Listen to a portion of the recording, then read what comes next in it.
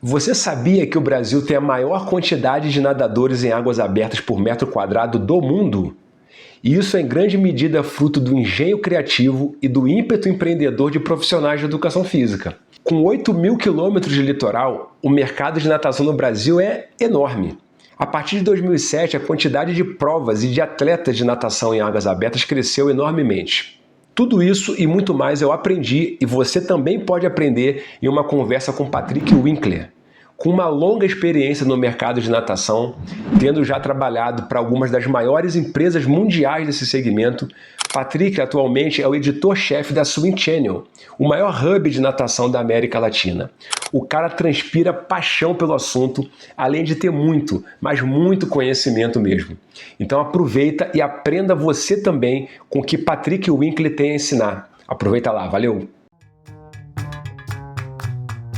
Educação Física S.A., um podcast sobre trabalho, carreira e negócios, com André Schettino e Kleber Dias. Fala, turma! Estamos começando mais um episódio de Educação Física S.A., o seu podcast sobre trabalho, carreira, mundo dos negócios na educação física. Hoje, um episódio temático muito especial. A gente traz sempre convidados aqui para tentar ampliar ao máximo esse universo da educação física e dos mundos do negócio. E hoje a gente vai fazer o nosso primeiro episódio sobre natação e simplesmente acho com o maior expoente do Brasil. A gente vai conversar com Patrick Winkler, que é responsável pelo Swim Channel. A gente já quer começar agradecendo, né, a sua generosidade de estar aqui com a gente, conversar com a gente, te dar aí as boas-vindas. E já começar, Patrick, com uma pergunta básica aqui. Explica aí para quem nos acompanha, nos assiste, nos ouve, né, como que surgiu a Swim Channel e o que é a Swim Channel. Primeiramente, obrigado pelo convite, Kleber e André. É muito importante essa informação de esporte para todos os setores. A Swim Channel, ela não é um projeto que nasceu da noite para o dia. Minha carreira esportiva como nadador, eu fui atleta do Pinheiros e do Flamengo, fui para todos os campeonatos de base de natação, fui campeão do Troféu Chico Piscina, campeão das categorias de base, fui para o Troféu Brasil de natação. E aí chega um momento na vida, né, como a maioria dos atletas, que a pessoa se dedica a uma carreira universitária. E entre a carreira universitária e você ficar veterano no seu mercado, eu sempre tive o privilégio de trabalhar com a natação. Fui gestor do marketing da Speedo e comercial da Arena, que são as duas maiores marcas de natação do mundo, durante muito tempo. Então, quando acabou a carreira de natação, entendia muito como era o outro lado, né? O varejo, o mercado, o artigo esportivo, o amador. E isso tudo deu embasamento para um dia poder abrir o próprio negócio. Mas a Swim Channel foi tema do meu TCC de gestão do esporte, né? Da pós-graduação em gestão do esporte pelo Instituto Trevisan. Ele foi concluído em 2007, deixei ele na gaveta. Aí teve uma época que eu trabalhei 3 anos na Rippool, não tinha nada a ver com natação, só surf. E aí quando o Brasil recebeu a notícia que ia sediar os Jogos Olímpicos de 2016, eu falei, vou voltar para a natação, porque existe uma imensa fatia de mercado que ninguém está explorando. E aí voltei e com já o projeto Swim Channel, que hoje está prestes a completar 15 anos de idade, que é vários canais de natação, 100% para águas abertas e natação de piscina todos os dias do ano. E você comentava com a gente, Patrick, assim, em off, antes de nós começarmos a gravar, que a Swim Channel ela foi evoluindo ao longo desses 15 anos, né? Chegou a ter revista impressa, mas agora está explorando bastante essa parte de transmissões online, sites da internet de notícias. Como é que foi essa evolução, digamos assim, do analógico para o digital? A comunicação hoje, você editar tendência de tecnologia não é fácil. Você tem que se modernizar, você tem que falar uma linguagem às vezes mais jovem do que a sua idade, ou às vezes da sua própria idade, mas com uma maneira que tenha mais alcance. E eu vou te falar que em 2010 até 2014, parece que faz um século, mas a revista impressa dava dinheiro. Você colocava a revista na banca, custava R$18, depois foi para R$25, e tinha um retorno, né, de 70% do produto vendido, e aí o encalhe você colocava nas provas de natação, era um bom negócio. Só que aí o freio veio muito forte, principalmente em 2016, na época dos Jogos Olímpicos do Brasil, a comunicação online ficou muito forte. É lógico que já tinha o swimchannel.net e a gente foi dando mais valor ao database. Fomos construindo um database muito forte. E aí a Swim Channel se empenhou em fazer um cadastro com atletas de natação, pessoas que compram produtos de natação, pessoas que se inscrevem em provas de natação, ou pessoas que pedem newsletter de natação, até a gente construir uma base de 50 mil cadastrados, onde a gente trabalha muito bem o CRM. E aí fomos para uma fase de muito foco em disparo de e-mail marketing, trabalhar a rede social não com crescimento, mas sim com engajamento, e isso sempre deu credibilidade com os anunciantes. Seja ele dono de prova, dono de marca, suplemento, internacional. E aí, depois da pandemia, o processo tecnológico foi muito agressivo. A gente evoluiu muito rápido. E aí teve as oportunidades de fazer uma transmissão. Há 3 anos atrás, a CBDA precisava de uma emissora urgente para transmitir a seletiva para o Campeonato Mundial de Águas Abertas. E tinham 3 empresas grandes no mercado que falavam: a gente não consegue ter internet na Serra de São Bernardo, na Billings. Eu falei, 3 recusaram, né? Vou ver o quão difícil é ter uma internet na Billings. Aí consegui falar com 2 fornecedores, a Swim Channel já tinha uma credibilidade com a Confederação de Natação, mas nunca tinha transmitido. Daí eu falei, a gente consegue. Aí o pessoal falou, pô, a Swim Channel falou que consegue, vamos dar essa oportunidade. E há 3 anos atrás foi um sucesso essa seletiva para o Mundial. E aí, desde então, a gente emendou todos os campeonatos da Confederação de piscina, de águas abertas, de infantil, juvenil, júnior, sênior, master. Foi uma bola da vez. Então, hoje, a vanguarda da natação trabalha muito com transmissão de provas de natação. Interessante, interessante demais. Eu estou muito curioso para saber qual que é, digamos, o tamanho desse mercado da natação no Brasil, né? E como que a Swim Channel se posiciona nele. Então, para a gente usar até a metáfora da própria natação, a Swim Channel está no oceano azul, não tem ninguém junto perto dela incomodando, ou ela está numa prova de águas abertas, aquelas que sobra às vezes braçada e pernada para tudo quanto é lado. Como é que está o tamanho do mercado aí da natação e como que a Swim Channel está posicionada ali dentro dele no Brasil? São 2 visões. Quando a gente conversa muito com o pessoal de running, de ciclismo, o pessoal do ativo, o pessoal da Ticket Sport, esse pessoal acredita que a natação ela é muito forte nas águas abertas, e é. Quando você vai para um lado mais tradicional das competições de piscina, onde tem muita natação master, a natação de federado, de vinculado, o pessoal às vezes não é um universo tão tão conectado com as águas abertas. Então, às vezes eu vejo que tem muita empresa do esporte que não sabe o tamanho da natação, né? Então eu volto a falar. Eu sempre faço um trocadilho. O pessoal acha que a natação de águas abertas é gigante, a de piscina é muito maior. Só que quando eu falo que o da piscina é muito maior, eu falo, mas o das águas abertas cresce muito mais rápido. Então, esses 2 universos são gigantes e a Swim Channel atua nos 2.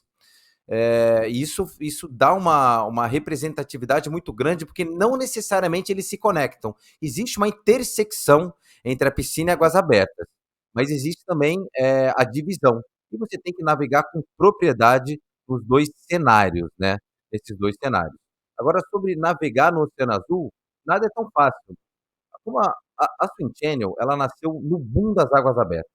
Então, a gente foi pegando todas as provas de águas abertas e a Swim Channel cresceu nesse segmento, não com uma certa facilidade, mas com um know-how qualificado. Quando a gente foi cobrir a natação master de piscina, eu sou um nadador master, a minha entrada no segmento facilitou tudo.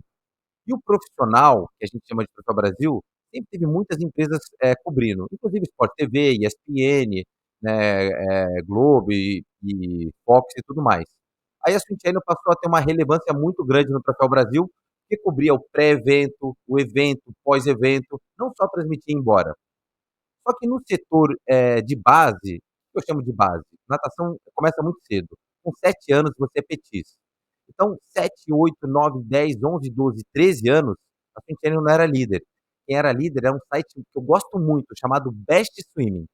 E há 5 anos atrás, a Swim Channel fez uma aquisição. Ela fez uma aquisição da Best Swimming dentro do seu guarda-chuva, que faz parte hoje do grupo. Então a gente consegue se comunicar facilmente com as crianças de 7, 8, 9, 10 até 13 anos através dessa aquisição, né, dessa fusão que virou aquisição, e o resto a gente já tinha uma penetração, mas foi melhorando. Então, dentro da empresa, que são 15 jornalistas, a gente separa. Hoje a gente vai ter uma comunicação para crianças de 13 anos, depois 15, 17, depois o profissional, depois o master. Então essa divisão ali ajuda bastante. Legal. E como é que você comentou, né, que a sua presença como nadador master te ajudou a entrar também no mercado das competições em piscinas? Já estava com uma posição comercial consolidada nas águas abertas, mas como é que foi? Por que você acha que o fato de você estar competindo te ajudou? Tanto nas águas abertas e no Master sempre ajudou, porque quando você é um nadador que foi para um Troféu Brasil, você vai para uns festivais esportivos, naturalmente você está à frente da cima do pessoal. Então, no início do boom dos festivais esportivos no Brasil, eu como campeão individual, ganhei uma quantidade enorme entre 2010 a 2015. Isso até era um pouco meio contradizente, você ganhava a prova e tinha que cobrir, né? Ah, vai aparecer na Swim Channel, mas também você cobria com muita seriedade. E na natação master de piscina também, porque embora você fique envelhecendo, tenha 40 anos, 45, quando você vai falar sobre tempo de 100, 200, 400, passagem, negativo, quem você passou, qual era o recorde mundial, qual era o recorde estadual, dá para ir para um recorde sul-americano, você traz uma linguagem profissional para o master. E isso o pessoal adora. Tanto o anunciante, quanto a pessoa que você está conversando, quanto o cara que está desenvolvendo o evento. Às vezes, a nossa entrevista no Master é até um pouquinho mais leve, só que ela sempre tem fundamento. Então, quando a gente vai entrevistar alguém, a gente sabe o quanto ele tem, qual era o objetivo, o quanto ele piora a cada ano, porque ele vai envelhecendo, né? Então, o conhecimento técnico, ele dá um embasamento. E tem sua própria prova, né? Então, você vive o envelhecimento Master e luta para cada vez piorar menos, e isso dá um embasamento jornalístico também. Muito legal. Com base na experiência de vocês aí com as transmissões de eventos ao longo do tempo, vocês têm uma ideia, já têm uma ideia do tamanho dessa audiência? Se ela se mantém, se ela vem crescendo? Como que é essa questão da audiência aí nessas provas de natação? A gente tem 2 setores, o canal fechado e o canal aberto. No canal fechado, que é membros only, é basicamente a pessoa que está conectada com o evento. Então, tem vários eventos que tem 1.000 inscritos, a audiência vai ser de 2.000 pessoas, porque é o inscrito mais um familiar. Mas tudo bem, esses 1.000, 2.000 inscritos estão totalmente em sinergia com o evento. E existe audiência aberta. Por exemplo, na Seletiva Olímpica, a gente teve 100 mil visualizações durante 5 dias de natação. E a gente só falou de natação de Troféu Brasil durante 5 dias, eliminatório e final. Então, é interessante. E durante a abertura do sinal da Seletiva Olímpica, eu gosto muito dos concorrentes. Sem o concorrente, você não chega a lugar nenhum. Ele é seu espelho. E a TVN Esportes e o Canal Olímpico também estavam na transmissão da Seletiva Olímpica e o Sport TV. E a audiência da Swim Channel, alguns dias, esteve na frente de gigantes como esses 3. Então mostra ali, quem já está acompanhando a Swim Channel, era melhor ficar lá mesmo no YouTube, era aberto, era de graça. E aí fez uma cobertura. E a gente estendia, né? Quando acabava o Troféu Brasil, às 6 da tarde, a gente ficava até 7h30 ao vivo, entrevistando o técnico, nadador, falando sobre a prova, um terceiro tempo, uma resenha. E os outros canais não têm tempo para isso. Então a audiência a gente segurava. Então foi 100 mil visualizações em 5 dias. Legal. Muito impressionante, né? Assim, eu que não conheço o universo da natação, eu não poderia imaginar que tivesse essa dimensão. E muitas pessoas da educação física, ou estudantes, ou profissionais que constituem aqui o universo da nossa comunidade, talvez não tenham olhado para a natação com esse carinho e com essa percepção que você está comunicando aqui para a gente. Você pode, qual que é a tua opinião, assim, Patrick, sobre o mercado da natação para profissionais de educação física? Você enxerga oportunidades também para esse tipo de trabalhador, oferecendo treinamento, algum tipo de assessoria? Como é que você vê essa parte da natação? Tudo tem um lado positivo e um negativo. O Brasil vive um cenário onde o crescimento das piscinas não está acontecendo da maneira que a gente desejava. seja no público rico ou no público pobre. Vou dar um exemplo. Recentemente fecharam 2 piscinas na maior cidade do Brasil, que é São Paulo, que é da Companhia Atlética do Shopping Morumbi, problema não é dinheiro, e também no Morumbi a Manuel dos Santos, que foi comprado para virar prédio. Um virou prédio, outro virou estacionamento. Ou seja, o problema não era dinheiro. O problema é que outros setores do capitalismo, né, como o car parking, né, ou construir um imóvel, dá mais dinheiro do que ter uma piscina. E as piscinas públicas, que cada vez são menores no Brasil. Então, Pacaembu não tem mais acesso. O Júlio de la Mare, que foi a principal piscina do Brasil no Maracanã, não tem mais acesso. As condições do Ibirapuera já foram de primeiro mundo, hoje são horríveis. Então, essa parte de piscina, o Brasil precisa de uma reviravolta.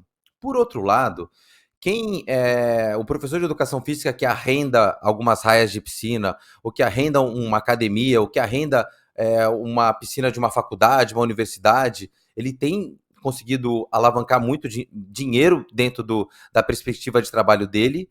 E nas águas abertas, que não é mar, águas abertas é lagoa, rio, represa e mar também, é um mercado onde o Brasil é um dos melhores do mundo. Eu conversava há pouco que, por exemplo, em Copacabana, entre o posto 5 e 6 de Copacabana, é o lugar por metro quadrado que tem mais nadador no mundo, incluindo Estados Unidos, Austrália, Itália, Alemanha, França.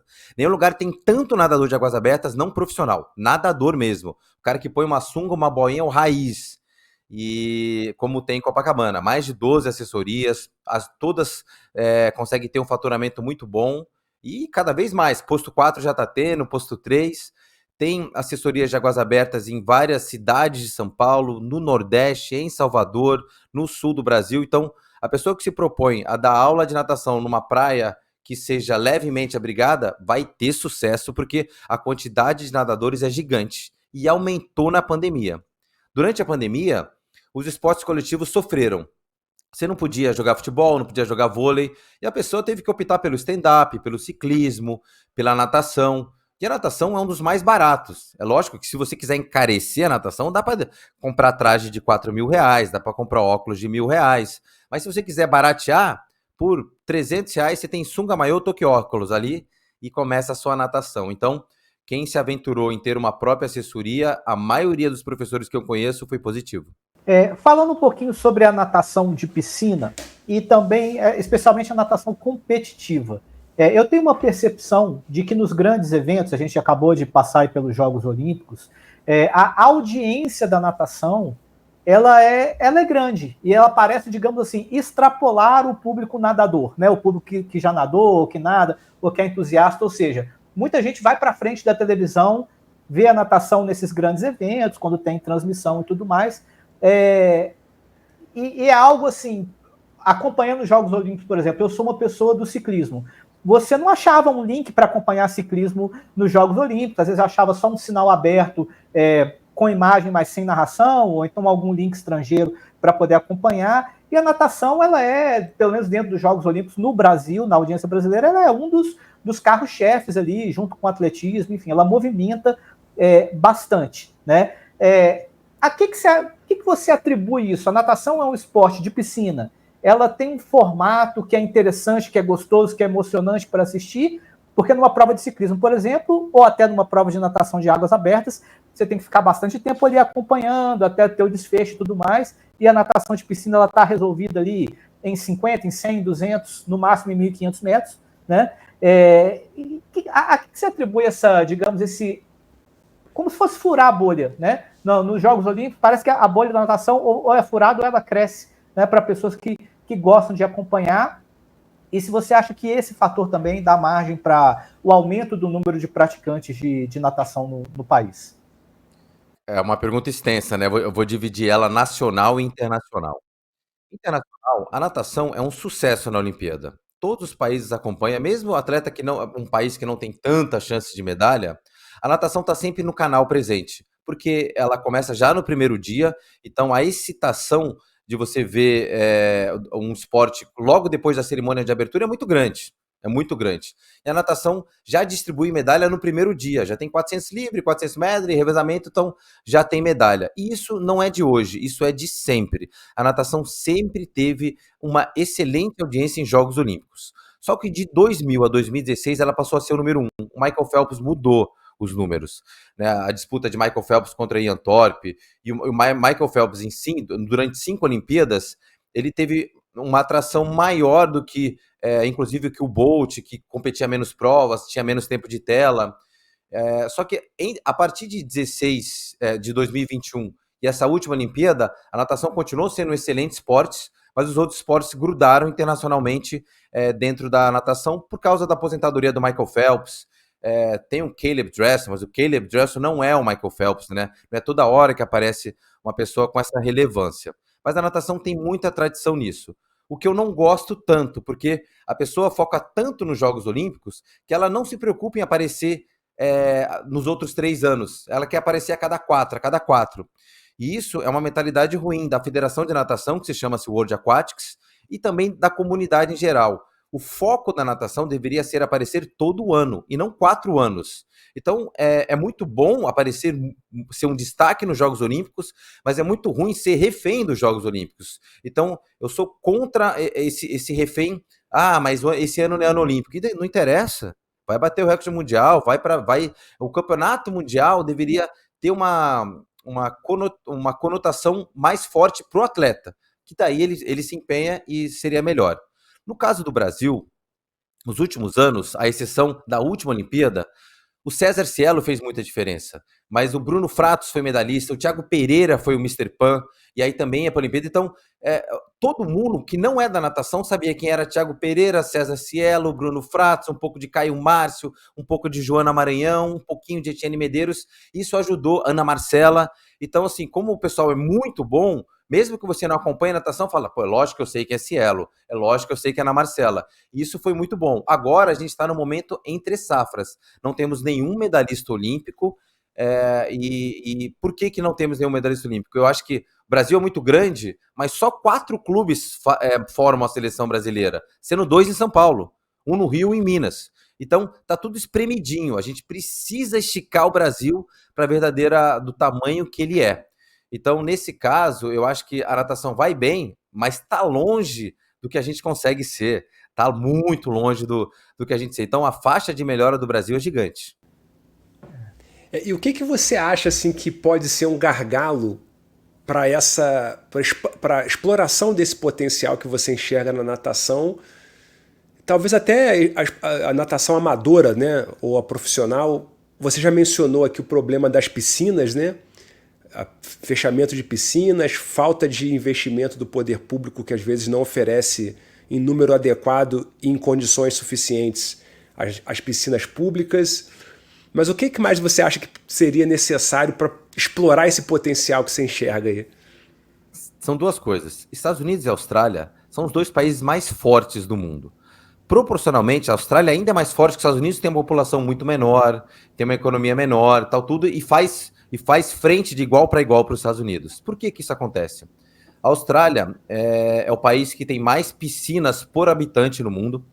Piscina salgada, piscina doce, piscina bem tratada. É o país que tem, todo bairro tem uma piscina de 50 metros em Sydney, por exemplo, que não é a capital é Canberra, mas é a maior cidade. Mesmo Melbourne, as grandes cidades de Gold Coast, todo bairro tem piscina de 50 metros. É impressionante. Os Estados Unidos gosta muito de jardas. Jarda é uma coisa americana, né? Mas tudo bem. Então, tem muitas piscinas nos Estados Unidos no setor público e privado, muitas. E isso gera oportunidade de novos nadadores. E existe, eu nem sei, por exemplo, lá nos Estados Unidos, a pessoa não estuda educação física, ela faz um curso chamado ASCA. Eu não sei se já ouviram falar no curso ASCA. E na Austrália tem o ASTA, né? Então, o ASCA e o ASTA, você tem autorização para ensinar natação com 3 meses. Você não é um profissional de educação física, mas você está qualificado para ensinar uma pessoa a nadar. Então, com muito público, e você tendo autorização para ensinar uma pessoa a nadar, você cria uma base muito maior. Então, hoje no Brasil, o que eu sinto? Falta piscina, e minha irmã é professora de educação física, meu cunhado é professor de educação física, metade dos meus amigos são professores de educação física, mas o modelo ASCA, onde você, por um tempo reduzido, você já tem autorização para ensinar pessoas a nadar, é bom para a natação, é bom, porque existem pessoas até não muito qualificadas para dar aula para natação com diploma, mas Sim. isso não vem ao caso. O que vem ao caso é que poderia ter uma facilidade de ter mais piscinas e mais professores.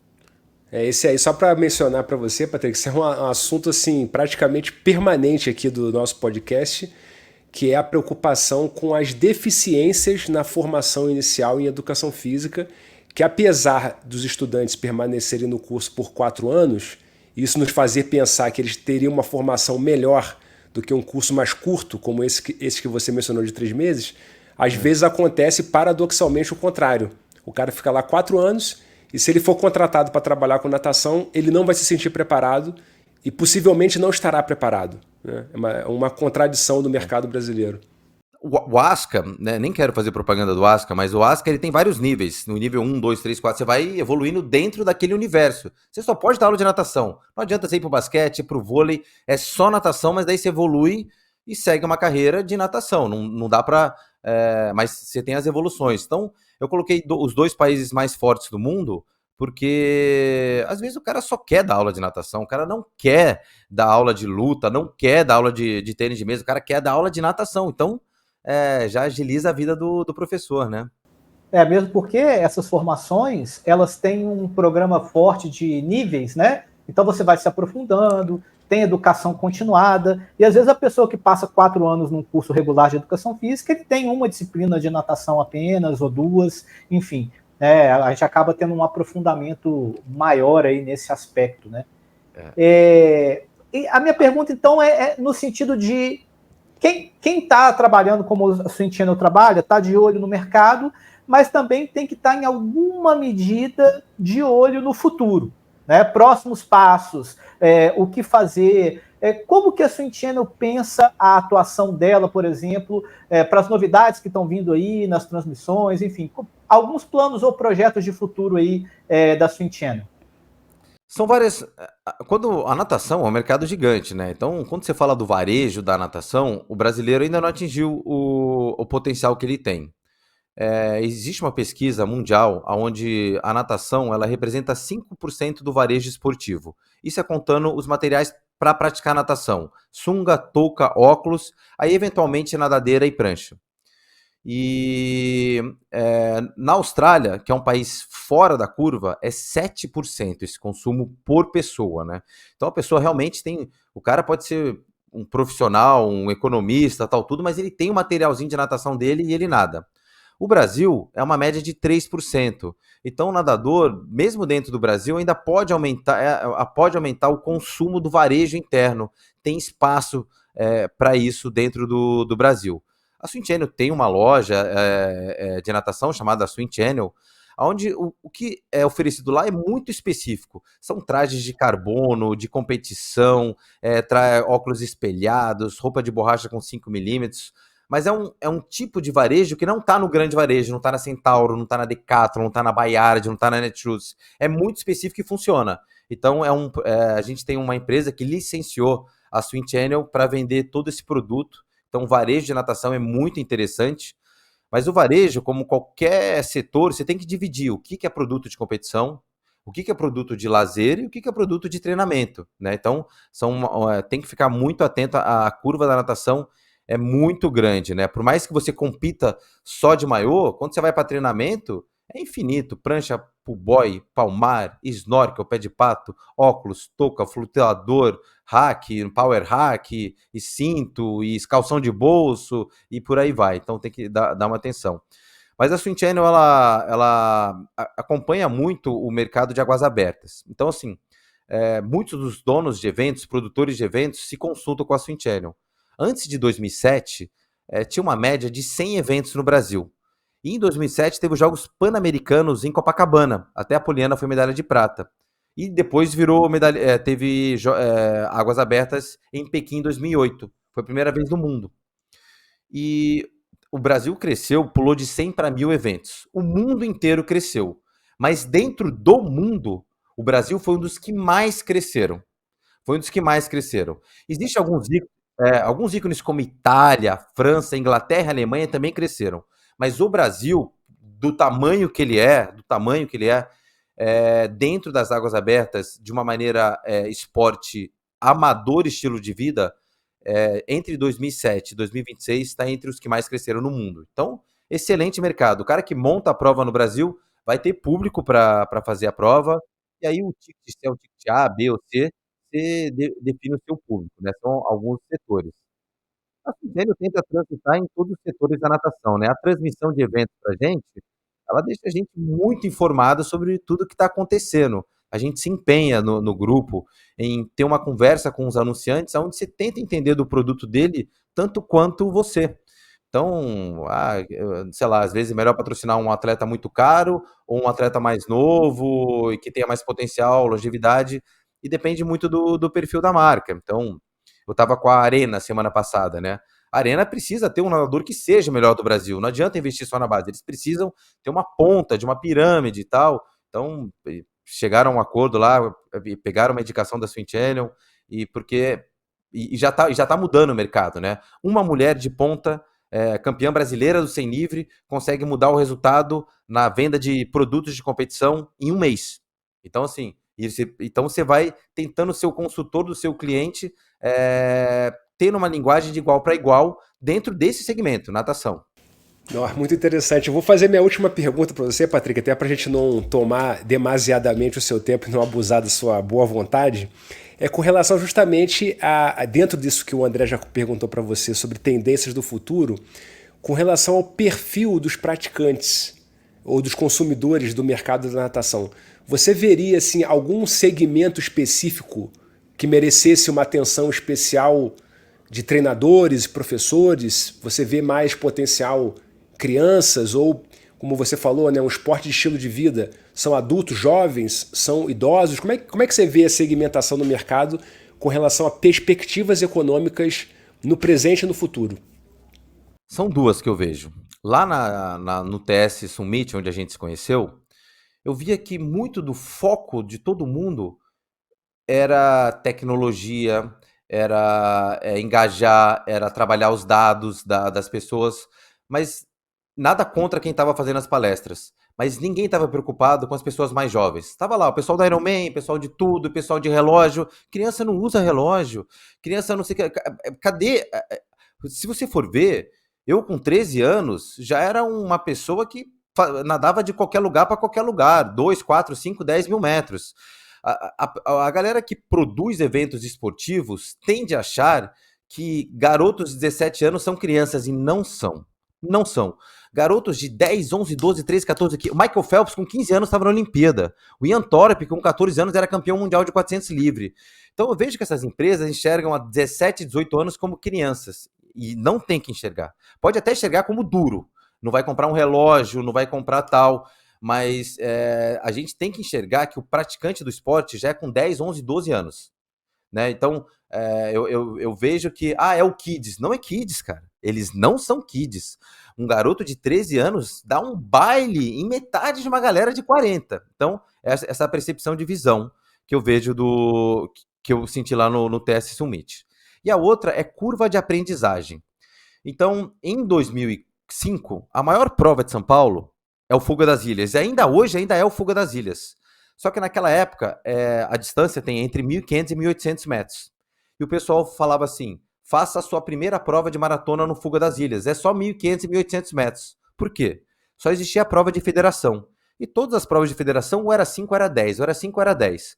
Quando entrou uma prova mais amadora, de 1.800, todo mundo achou que era de entrada. Inclusive eu. Aí depois de 10 anos, o Rei e Rainha do Mar e o Circuito Mares fizeram prova de 1.000 e depois fizeram prova de 500. E as de 500 bombam, explodem. É um fenômeno a prova de 500 metros. Então nem eu tinha uma visão. Eu achava que assim, o 1.500 já era para iniciante, vindo dos 5 quilômetros, né? Não, o 1.000 era para o iniciante. Puta, errado, os 500 são para o iniciante. Então, todo mundo aprendeu junto. Todo mundo. Produtor de evento, mídia, professor de educação física. Então, as provas de 500 metros do Circuito Mares e Rei e Rainha do Mar é um sucesso. Que seria, digamos, o equivalente da natação das provas de corrida de rua de 5 km, né? Para menos. Ou para menos, né? Geralmente é a multiplicação por 4, né? Até 2 km e tal. É porque o cara, quando não sabe nadar e ele põe a cabeça na água, depois de escutar uma buzina, ele entra em desespero.